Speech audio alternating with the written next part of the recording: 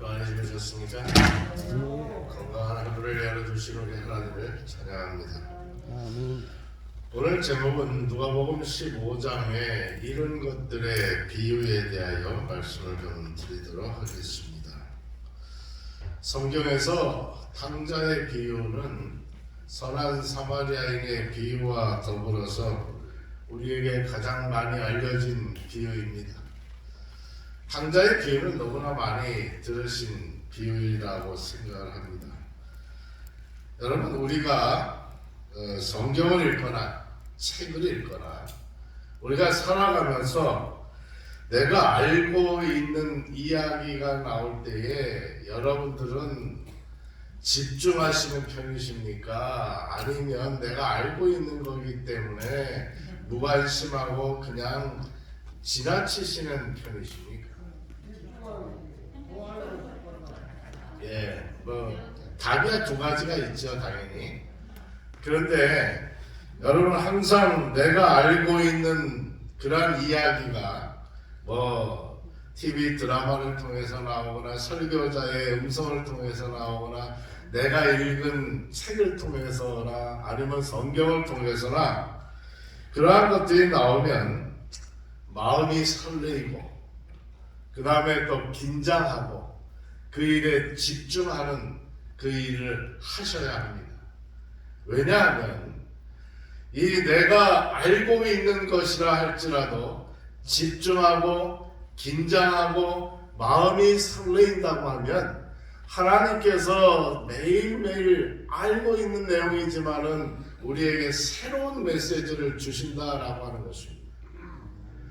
이 강단에 서 있는 설교자 혹은 강연자들의 내용들이 사람들이 다 다르기 때문에 보는 시각이 다르기 때문에 전하고자 하는 메시지가 다르기 때문에 다 다르게 전달이 됩니다. 그렇기 때문에 여러분들은 같은 내용 알고 있는 것이라 할지라도 집중해야 할 필요가 있는 것입니다. 그러면서 마음이 설레이게 듣는 자세가 필요하다고 하는 것입니다.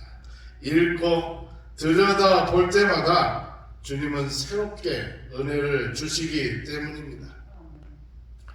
저는 성경을 읽을 때마다 하나님은 참 멋진 분이라고 생각을 합니다. 특별히 이 누가복음 15장에 나타난 탕자의 비유를 읽을 때에 혹은 이른 양 이른 은전의 비유, 이 누가복음 15장에 나타난 세 가지 비유가 나오는데 특별히 이 탕자의 비유를 읽을 때마다 하나님은 정말 멋진 분이다 이런 생각이 들어요. 왜냐하면 하나님의 사랑을 당신의 백성들을 향한 하나님의 사랑에 대하여 강조하면서 단 세 사람을 등장시켜 가지고 이 사람들을 감동시키고 있습니다. 여러분, 누가복음 15장에 나타난 이 탕자의 비유는 아버지, 두 아들, 이 시커먼 남자들 셋만 등장시켜 가지고 부인도 없죠. 그 다음에 아내도 없죠. 딸들도 없죠. 혹은 누나도 없죠. 여성은 다 빼버렸어요. 그리고 주변의 친구들도 다 빼버렸어요. 오직 세 사람. 이 세 사람을 등장시켜서 아버지 하나님의 사랑이 얼마나 깊고 깊은 사랑인지를 설명합니다. 그리고 그 잃어버렸던 그 사람들을 갖다가 기다리는 그 하나님 아버지의 사랑을 갖다가 충분하게 우리에게 표현하고 있습니다. 그리고 기다렸던 그 아들이 돌아왔을 때에 아버지의 사랑이 얼마나 깊은지 아들이 변명할 기회도 주지 아니하고 감싸고 어루만지시는 그 하나님의 사랑을 우리는 이 누가복음 15장 가운데에서 우리는 배우게 된다는 사실입니다. 이 누가복음 15장은 어떻게 시작하고 있는가? 특별히 이 누가복음 15장에 나타난 세 가지 비유를 우리가 이해하기 위해서는 15장 1절과 2절을 이해하셔야 합니다. 누가복음 15장의 배경이 그렇습니다.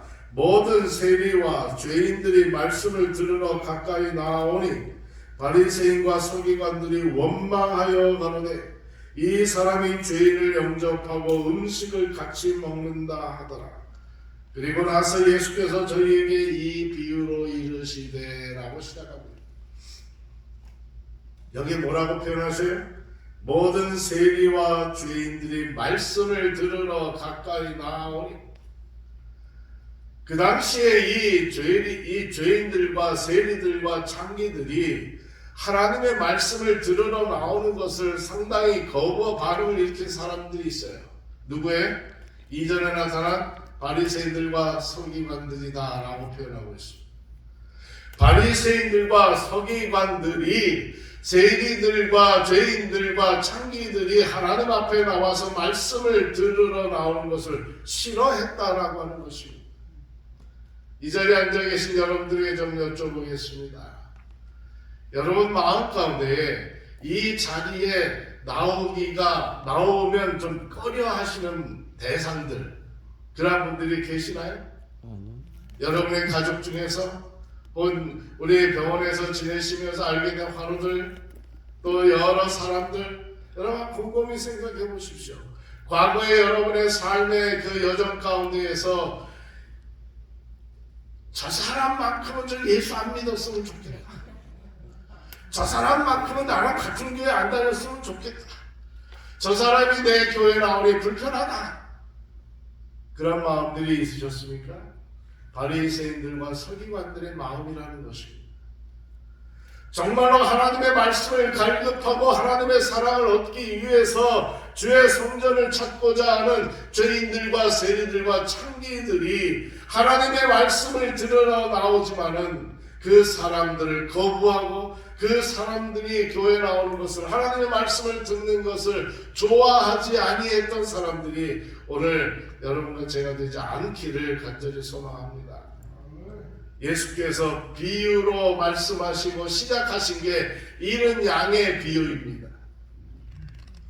그래서 이른 양의 비유를 말씀합니다. 누가복음 15장 4절, 너희 중에 어떤 사람이 양 100마리가 있는데 그 중에 하나를 잃으면 99마리를 들에 두고 그 잃은 것을 찾도록 찾아다니지 아니하겠느냐.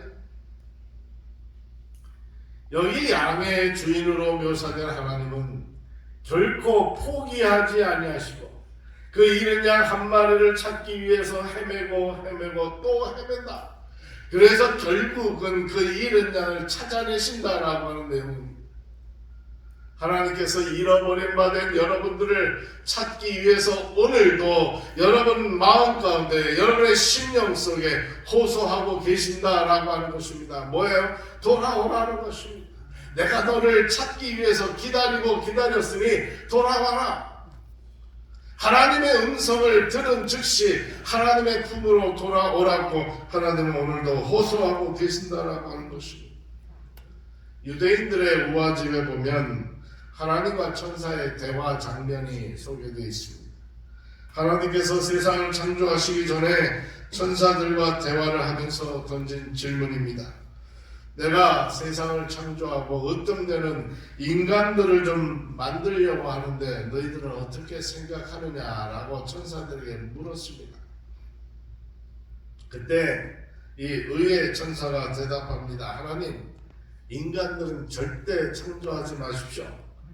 인간들을 만들어 놓으면 인간들은 불의의 세상을 만들 것입니다. 그때 두 번째 천사에게 묻습니다. 너는 어떻게 생각하느냐? 그때 거룩의 천사가 대답하기를, 하나님, 인간들은 절대 만들지 마십시오. 인간들을 만들면은 인간들이 이 세상을 더럽게 만들 것입니다. 더러움으로 채울 것입니다. 그때 세 번째 천사에게 묻습니다. 빛의 천사에게 물으니 빛의 천사가 대답하기를, 하나님, 절대 만들지 마십시오. 인간들을 만들어 놓으면 인간들은 이 세상을 어두움으로 만들 것입니다. 그때 마지막 네 번째 천사, 긍휼의 천사에게 묻습니다. 너는 어떻게 생각하느냐? 하나님, 인간들을 꼭 만드셔야 합니다.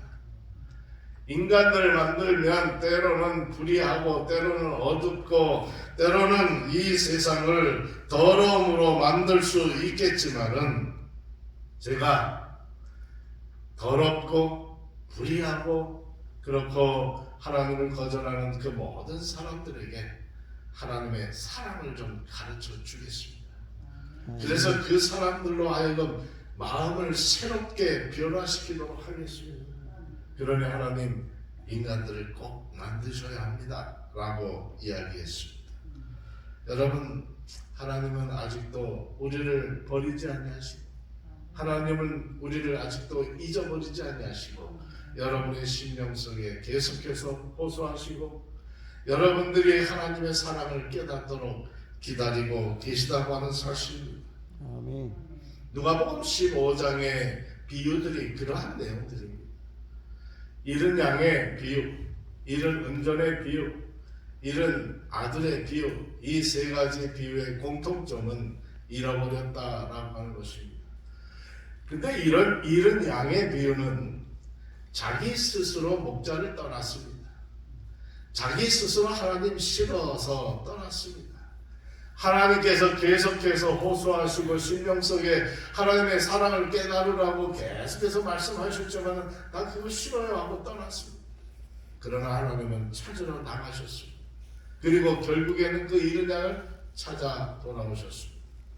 잃은 은전은 내 스스로 잃어버린 바 된 게 아니에요. 어떻게 잃어버렸는지도 몰라요. 자기가 잃어버린 바 된지도 모르고 자기가 하나님의 백성인지 아닌지도 모르는 그러한 상황 속에서 주인은 쓸고 헤매고 쓸고 헤매고 하면서 찾아내는 것입니다. 저는 어릴 때 우리 집이 좀 자주 이사 갔으면 좋겠다고 생각한 적이 있었습니다. 왜냐하면 이사 갈 때마다 그 장롱을 드러내면 항상 그 밑에 먼지에 수북히 쌓여있는 그걸 싹 드러내면 동전이 몇 개는 꼭 있었어요. 그래서 그걸 가지고 10원, 20원 뭐 그때 그거 가지고 참 요긴하게 썼던 기억이 있습니다. 하나님께서 그 잃어버린 은전을 찾아내시기 위해서 쓸고 또 닦으신다 그랬어요. 그리고 나서 그것을 찾아내신 것입니다. 그 하나의 잃어버린 은전의 가치가 얼마나 소중하면, 하나의 잃어버린 은전의 가치가 얼마나 사랑스러우면 그 주인 되시는 예수님께서 계속해서 그 은전을 찾기 위하여 그렇게 수고하실까요? 여러분, 예수님께서 여러분을 찾기 위해서, 여러분을 만나기 위해서, 여러분들을 붙들기 위해서 끊임없이 애쓰고 수고하신다고 하는 사실들을 우리는 잊어서는 안 되겠습니다. 이 누가복음 15장의 비유는 감사하게도 실패가 하나도 없어요. 잃은 양의 비유나 잃은 은전의 비유나 또 잃은 아들의 비유나 실패가 없이 모두 다 찾았다라고 하는 것입니다. 목자도 양을 찾았고 여인도 은전을 찾았습니다. 그런데 마지막 이 잃은 아들의 비유는 찾기는 찾았으되 주인이 찾은 게 아니라 누가 찾아요? 잃어버렸던 아들이 스스로 아버지를 찾아서 와야만 가능하다고 하는 것입니다. 그게 차이예요.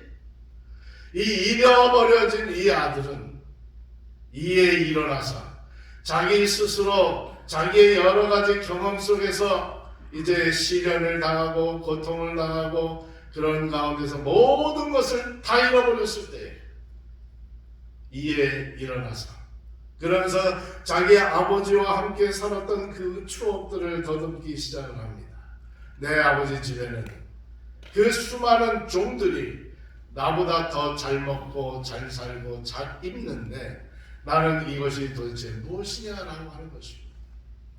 여러분이 다 아시는 내용이기 때문에 이 깊게 설명을 드리지는 않지만 어쨌든 이 잃어버려진 이 둘째 아들은 아버지를 생각하고 그 집안을 생각할 때에 돌아가야 되겠다라고 생각해서 돌아왔기 때문에 아버지의 품 안에 안길 수 있었던 그러한 이야기인 것입니다.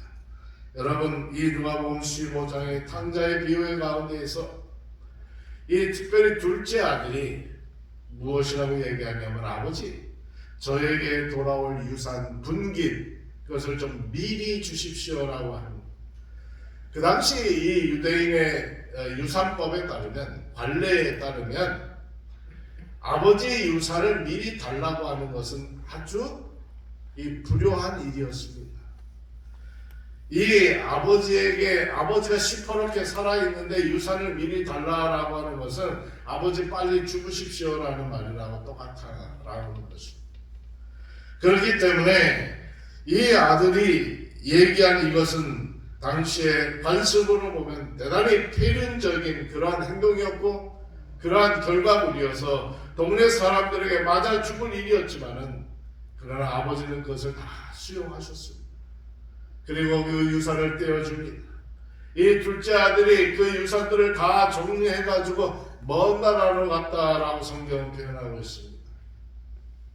아마 오늘날을 얘기하면 한국을 떠났을 것 같습니다. 어느 나라로 갔었는지 모르겠지만 하여튼 아버지의 소식이 들리지 않는 그런 먼 나라로 비행기를 타고 갔을 것입니다. 가서 열심히 돈을 썼겠죠. 어느 곳에 썼는지 모르겠습니다. 어쨌든 이 둘째 아들은 집을 사고 자동차를 사고 친구들과 놀러 다니고 뭐 여러 가지 소위 한마디로 허랑방탕한 생활을 했다라고 표현하고 있습니다. 허랑방탕한 생활을 살던 이 젊은 둘째 아들이 이제 돈을 쓰기 시작하는데 벌지 않고 쓰기만 하면 돈이라는 것은 금방 소비되게 돼 있죠. 그래서 돈은 다 낭비됐습니다. 없어요. 그래서 성경에 표현한 대로 자기 친구들을 찾아갔지만 자기를 도와주는 사람 하나도 없다고 표현하고 있습니다. 그래서 결국에는 자기가 머물던 그 사람의 집에서 일을 하게 됐는데 돼지치기를 하게 된다. 유대인들에게 있어서 돼지치는 일들은 대단히 하지 않아야 될 일입니다. 그래서 이 유대인들에게 있어서 돼지친다, 또 쥐염 열매를 먹는다, 이 일들은 상상할 수 없는 그러한 일이라고 하는 것입니다. 세상을 살아가는 많은 사람들은요, 이 둘째 아들처럼 극한 상황에 처해 있다면 여러분은 어떠한 선택을 하시겠습니까? 여러분들이 둘째 아들의 입장이라면 이제 자기가 가지고 있었던 모든 재산 다 탕진했어요. 그리고 건강도 잃었는지 모르겠습니다. 어쨌든 이 둘째 아들처럼 극한 상황에 여러분이 처해 있다면 여러분들의 선택은 어떤 선택이셨겠습니까? 어떤 사람들은 참으로 자책하면서 후회만 하는 사람이 있었을 것이고, 어떤 사람은 원망하면서 자기 신세 한탄을 했을지도 모르겠습니다. 그런데 이 둘째 아들은 그러지 않았다라고 하는 것입니다. 자기 과거를 돌아보면서 신세 한탄, 원망 이런 것들을 하기보다는 아버지의 사랑, 아버지의 품을 그리워했다라고 하는 것입니다. 실물교훈이라고 하는 책에 보면 사실 이 아들은 아버지를 오해했다 그랬어요. 아버지가 대단히 엄한 분이라고 생각을 했습니다. 그래서 아버지에게는 가까이 가기 두려운 존재로 표현되고 있습니다. 옛날 저희 부모들 세대들이 다 그랬던 것 같아요. 여기 앉아계시는 어른들이 참 대단히 많으신데 여러분의 세대들도 다 비슷했으리라고 생각합니다. 예전에 그 부모들은 대단히 엄하셨어요. 그래서 가까이 가기가 좀 부담되는, 왠지 거리감을 느끼는 그러한 부모님들의 모습들을 우리가 경험하고 있습니다. 그런데 이 누가복음 15장에 나타난 이 아들도 이 아버지는 대단히 엄격한 분으로 생각하고 있습니다. 그런데 이 아버지와 달리 이 아들의 생각을 했지만 아버지는 그러한 생각을 갖지 않았어요. 항상 이 아버지가 이 성경에 보면 아들이 떠나고 난 다음에 그 아들이 돌아올 그 길을 계속해서 바라보면서 우리 아들이 언젠가 돌아올 것인데 언제 돌아올 것인가 기다리는 그 아버지의 참으로 이 쓸쓸한 모습들, 힘들어하는 모습들을 이 성경은 표현하고 있습니다. 성도 여러분, 이 세상에 많은 사람들은 이 둘째 아들과 다른 그러한 생각들을 가질 수 있습니다. 세상에 많은 사람들은 이 가련한 형편에 빠졌던 이 탕자처럼 스스로 돌이키는 일들에 실패할 수도 있습니다. 그렇기 때문에 세상을 살아가는 많은 사람들은 감사하지 않는 이 탕자처럼 하나님께서 주시는 모든 선물에 대하여 자기 것인 양 오해하고 자기 것인 양 권리로 생각하고 그러한 일들을 주장합니다. 그러다가 보니까 하나님은 정작 잃어버리고 행복을 찾으려고 하는데 대단히 큰 실수라고 하는 사실입니다. 나를 품꾼의 하나로 여겨주소서라고 생각할 정도로 이 아들은 돌아가야 되겠다라고 하는 결심을 굳힙니다. 그런데 여러분, 만약에 이 둘째 아들이 집에 돌아가야 되겠다라고 하는 결심을 굳히고 난 다음에 즉시 일어나서라고 성경에 표현되어 있는데, 만약 즉시 일어나지 않냐고 친구들과 상의했다면 어땠을까요? 야, 내가 지금 집에 돌아가려고 하는데 네 생각은 어때? 라고 물어봤다면, 야, 제발 돌아가지 마라. 너네 아버지 너 잡아 죽이려고 아주 눈에 불을 켜고 있을 거야. 또 너 절대 돌아가지 마라. 아버지께서 너 돌아가시면 환영해 주겠냐? 아버지는 틀림없이 너를 쫓아낼 거냐? 돌아가면 뭐하냐? 여기서 그냥 우리랑 놀자. 근데 여러분, 이 둘째 아들은 이에 일어나서 스스로 돌이켜 돌아갔다라고 표현하고 있습니다. 우리의 삶에 있어서 이 회개하는 일들은 그래서 즉시 해야 한다라고 하는 사실들을 우리에게 가르쳐 줍니다. 둘째 아들이 일어나서 돌아간 것은 회개한 것입니다. 뉘우칠 회자, 그 다음에 고칠 개자. 뉘우치고 고치는 게 회개예요. 이 뉘우치는 것만으로 끝나면, 회자만으로 끝나면 안 되는 것입니다. 고쳐서 그 다음 행동이 따라줘야 하는 것입니다. 회개한 이 둘째 아들이 일어나서 갔을 때에 그의 결과들은 달라지는 것입니다. 우리가 예수 믿으라고 사람들에게 권하면 사람들의 답변이 뭐예요? 생각해보고 라는 답변입니다. 내가 좀 생각해보고. 그 생각해보고가 길어지면 길어질수록 회개는 이루어지지 아니하고 하나님 믿는 일도 이루어지지 않습니다. 우리의 모든 삶에 있어서 그래서 이 결단이 필요하다라고 하는 사실입니다. 우리의 모든 삶에 있어서 결단이 다 될 때에 우리는 하나님 믿는 일이 빨라집니다. 여러분, 회개라고 하는 것이 의지할 것이 있으면 자꾸 회개 시간은 늦어집니다. 돈이 있거나 지식이 있거나 재능이 있으면 회개의 시간이 늦어집니다. 왜냐하면 하나님 찾는 일보다도 내가 가지고 있는 돈 가지고, 내가 가지고 있는 지식 가지고, 내가 가지고 있는 재능 가지고 무엇인가 하려고 하기 때문에 그렇습니다. 하나님을 의지하는 것들은 사람들에게 경우 다 내려놨을 때에 가능하다라고 하는 사실들을 우리는 경험을 통해서 알고 있습니다. 이 집을 나가기 전에 그 모습, 그 탕자의 모습, 둘째 아들의 모습을 회복시켜주는 모습을 누가복음 15장 후반부에는 그리고 있습니다. 만약에 둘째 아들이 돌아왔을 때, 야, 내가 나한테 준 재산은 너 어떻게 했냐? 라고 물어보지 않으셨습니다. 돈 떨어지니까 너 기어 들어오는구나 라고 말하지 않았습니다. 아픈 데는 없냐라고 물어보지도 않으셨습니다. 하나님의 사랑은 어떠한 모습으로든지 덮어주는 것입니다. 하나님의 용서의 정신은 어떠한 것이든지 변명이 필요 없이 감싸 안아주는 것이라고 하는 것입니다. 여러분, 그러므로 하나님 앞에 죄인이라고 고백하면서 회개할 때에 하나님은 우리를 용서해 주시고 하나님은 당신의 사랑으로 우리를 감싸 안아 주신다고 하는 사실에 대하여 감사하시게 되기를 간절히 소망합니다. 예레미야 31장 34절에 내가 그들의 죄악을 사하고 다시는 그 죄를 기억하지 아니하리라 여호와의 말이니라. 이사야 44장 22절 내가 내 허물을 빽빽한 구름에 사라진 같이 내 죄를 안개에 사라진 같이 도말하였으니 너는 내게로 돌아오라. 내가 너를 구속하였으니.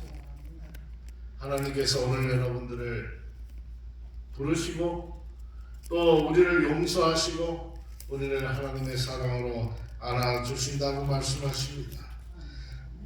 이 탕자의 비유에는 잘못을 견책하거나 조소하는 장면이 전혀 없습니다.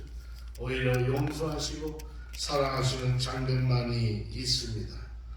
여러분, 우리는 이 자칫 잘못하면 우리 부모의 그 심성에 대해서 오해할 수 있었던 것처럼 하나님의 그 성품에 대해서도 오해할 수 있는데, 우리는 이 탕자의 비유를 통해서 아버지의 사랑은 끊임없이 기다려주는 사랑이고 또한 용서해주는 사랑이라고 하는 사실들을 우리는 잊어서는 안 되겠습니다. 오늘 하루도 우리는 하나님의 마음을 품고 하나님이 원하시는 길로 가며 하나님이 결정해 준 길이 내가 원하는 길과 좀 다르다 할지라도 끝까지 신뢰하고 따라가는 하나님의 자녀가 되었으면 참 좋겠습니다. 하나님이 찾으시는 그 사람, 잃어버려진 그 아들 한 명 한 명이 여러분이 되셔서 하나님이 찾으실 때에 하나님의 넓은 품에 안기고 용서받고 하늘 천국에서 하나님과 하늘의 분위기를 경험할 수 있는 우리 모두가 되기를 간절히 바라면서 오늘 말씀 마치겠습니다. 기도하겠습니다. 하나님 아버지, 혹시 오늘 우리가 아니 내가 잃어버려진 아들인지 모르겠습니다. 찾으시는 하나님의 사랑을 거절하지 않냐고 하나님의 품에 그 넓은 품에 안길 수 있는 우리의 마음이 되도록 주님 도와주옵소서. 스스로 일으켜 회개하고 주님 품에 달려가야만 주님 품에 안길 수가 있습니다. 주님, 내 지식 때문에, 내가 가지고 있는 재물 때문에, 내가 가지고 있는 재능 때문에 회개하지 못하고 하나님 품으로 달려가지 못하는 어리석은 사람이 되지 않도록 우리 주님 도와주옵소서. 오늘 하루도 내가 선택한 길이 하나님의 길과 다를 때에 하나님의 길을 따를 수 있는 믿음이 있도록 도와주옵소서. 주님, 오늘 하루 그래서 주님과 동행하며 승리하는 삶을 살도록 인도하여 주옵소서. 우리의 필요를 채우시는 하나님의 사랑에 감사하며 우리의 모든 일들을 주님께 의지하고 따라가는 오늘 하루가 되도록 인도하여 주시기를 예수님 거룩하신 이름으로 간절히 기도하옵나이다. 아멘.